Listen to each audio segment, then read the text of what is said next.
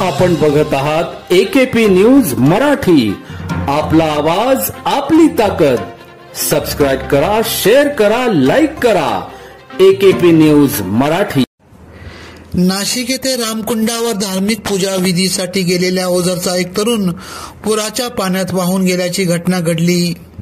यज्ञेश राकेश पवार व 29 राहणार लक्ष्मीनगर ओझर मिल तालुका निफाड असे या तरुणाचे नाव आहे. दुपारी 12 ते 2 वाजेदरम्यान रामकुंड गोदावरी नाशिक येथे पूजेनिमित्त येथे गेला असता पूजा आटोपल्यानंतर पुराचे पाणी पाहत असताना गोदावरी नदी पात्रात पडला. ती पाण्याच्या प्रवाहात वाहून गेला.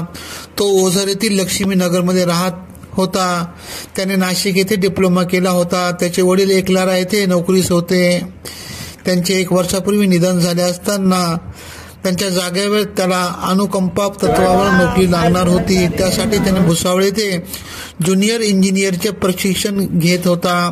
त्याचा मोठा भाऊ मिलिटरीमध्ये आहे. आई, वहिनी, 2 पुतणे असा परिवार आहे. AKP न्यूज साठी ब्युरो चीफ अनवर खान पठाण, नाशिक.